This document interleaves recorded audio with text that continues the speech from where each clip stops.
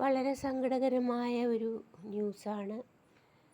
ഞാൻ വൈകിട്ട് T V വെച്ച് നോക്കുമ്പോഴാണ് അറിഞ്ഞത്. തൃശ്ശൂർ ജില്ലയിൽ തൊട്ടടുത്താണ് ഇത് സംഭവിച്ചിരിക്കുന്നത്.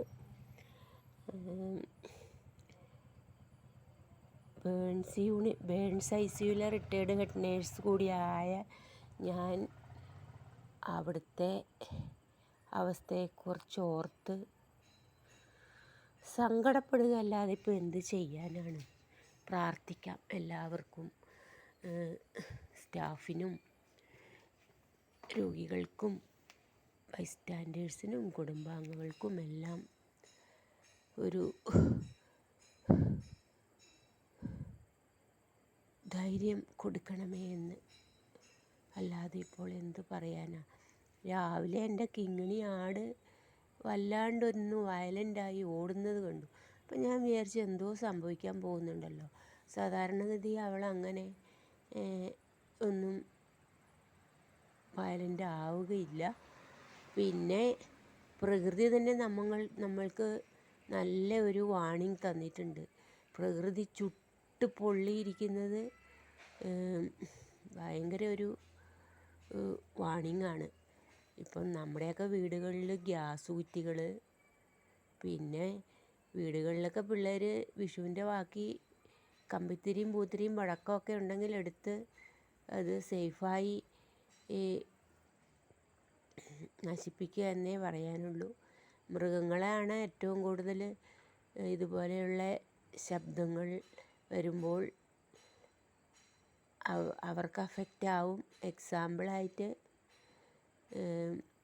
വിഷുവിന് നമ്മുടെ അടുത്തുള്ള വീട്ടുകാർ പടക്കം പൊട്ടിച്ചതാണ്. അപ്പോൾ നമ്മുടെ കിങ്ങിണി ആട് ഭയങ്കര വയലൻ്റായി കരഞ്ഞു, പേടിച്ചരണ്ട് രാത്രിയിൽ.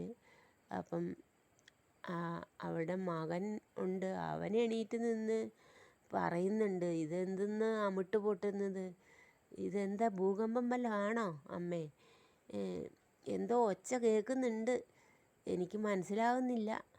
എൻ്റെ അമ്മയുണ്ട് വയലൻ്റായി കാറിക്കൊണ്ട് നിൽക്കുന്നു.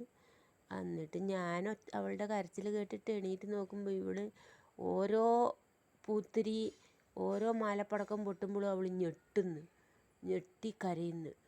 എന്നിട്ട് പിന്നെ അവരുടെ പൂത്തിരി കമ്പിത്തിരി പടക്കങ്ങളെല്ലാം അവസാനിക്കുന്നിടം വരെ രാത്രിയിൽ ഞാൻ കിങ്ങിണി ആടിൻ്റെ അടുത്ത് നിൽക്കുകയാണ് ചെയ്തത്. പേടിക്കണ്ട, ഇതൊരാഘോഷത്തിൻ്റെ ഭാഗമായാണ്, ഭൂകമ്പമൊന്നുമല്ല. ഞാൻ ചെന്ന് നിന്നപ്പം പിന്നെ അവൾക്ക് കുറച്ചൊരു ധൈര്യം. എന്നാലും ഓരോ വെടി പൊട്ടുമ്പോഴും ഞെട്ടുന്നു മൃഗങ്ങൾ.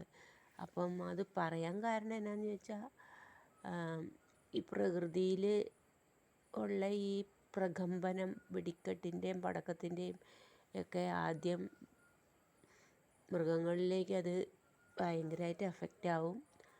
അപ്പോൾ നമ്മുടെയൊക്കെ അമ്പലങ്ങളിലും ഒക്കെ ആഘോഷങ്ങൾക്കൊക്കെ കൊണ്ട് നിർത്തിയിരിക്കുന്ന ആനയൊക്കെ വളരെയധികം ശ്രദ്ധിക്കുക. കഴിയുന്നതും ആഘോഷങ്ങൾ പ്രകൃതി തരുന്ന വാണിംഗ് അനുസരിച്ച് ആഘോഷങ്ങൾ, പരമ്പരാഗത രീതിയിലുള്ള ആഘോഷങ്ങളൊക്കെ മാറ്റിവെച്ച് ഒരു മോഡലായിട്ട് എന്തെങ്കിലും ഒന്ന് ചെയ്യുക, അത്ര തന്നെ. അതിൽ കൂടുതലായി വിശാലമായ സംഗതികൾക്ക് പോയാൽ ഇതിലും വലിയ ദുരന്തമായിരിക്കും വരാൻ പോകുന്നത്. പ്രത്യേകിച്ച് മൃഗങ്ങളുടെ കാര്യത്തിൽ എല്ലാവരും വളരെ ശ്രദ്ധ വേണം. ഈ ആനകളെ എഴുന്നള്ളിപ്പിക്കുക എന്ന് വെച്ചാൽ ഈ ചൂടത്ത്, ഇന്ന് തന്നെ ഞാൻ ഒരു 3 മണി കഴിഞ്ഞ സമയത്ത് ഞാൻ മുതുവറയിലെ ഒരു ബാങ്കിൽ KSF പോയതാണ്. അപ്പോൾ ഒരാന ചുട്ടുപൊള്ളിയ വെയിലത്ത് കുറേ ആൾക്കാരും ആനയും. ഞാൻ പേടിച്ച് കുരിശുപള്ളിയിൽ കയറി നിന്നു. എന്താണെന്ന് ചോദിച്ചാൽ പറയാൻ പറ്റില്ല, ചൂട് കൊണ്ട് ആന ഏത് സമയത്താണ് വയലൻ്റ് ആവുന്നതെന്ന്. ആന പോയി കഴിഞ്ഞിട്ടാണ് ഞാൻ കുരിശുപള്ളിയിൽ നിന്ന് പുറത്തേക്ക് ഇറങ്ങിയത്. അപ്പം ഈ ചൂടത്ത് ആന എഴുന്നള്ളിക്കുന്നതും ഉത്സവം ആനയെ വെച്ച് നടത്തുന്നതും ഒക്കെ ആപത്ത് വരുത്തും. അതുകൊണ്ട് എല്ലാവരും ആഘോഷങ്ങളിൽ സംയമനം പാലിക്കുക.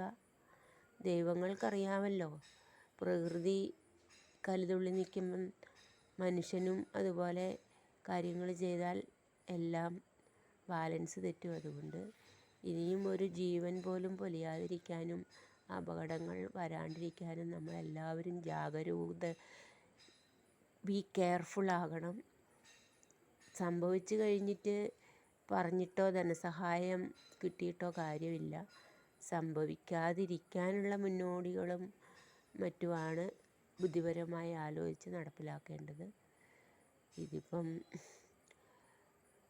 തമിഴ്നാട്ടിൽ പടക്കപ്പുരയ്ക്ക് തീ പിടിച്ച് 20 പേർ മരിച്ചു എന്നൊക്കെ കഴിഞ്ഞ ദിവസം കണ്ടതേ ഉള്ളൂ. ഇനിയും പടക്കപ്പുരകളും എല്ലാം ഉണ്ടല്ലോ കേരളത്തിലും എല്ലാ സ്റ്റേറ്റുകളിലും. എല്ലാവരും വളരെ കെയർഫുള്ളാകുക.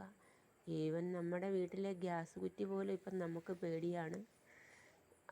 കാരണം എന്താണെന്ന് ചോദിച്ചാൽ പ്രകൃതിയിലെ ചൂടാണ് മെയിനായിട്ട് ഇതൊക്കെ അഡ്വേഴ്സായിട്ട് അഫക്റ്റ് ചെയ്യാൻ പോകുന്നത്. എനിവേ, ദൈവത്തോട് പ്രാർത്ഥിക്കാം അപകടങ്ങളിൽ നിന്ന് മനുഷ്യരാശിയെ രക്ഷിക്കണമേ എന്ന്.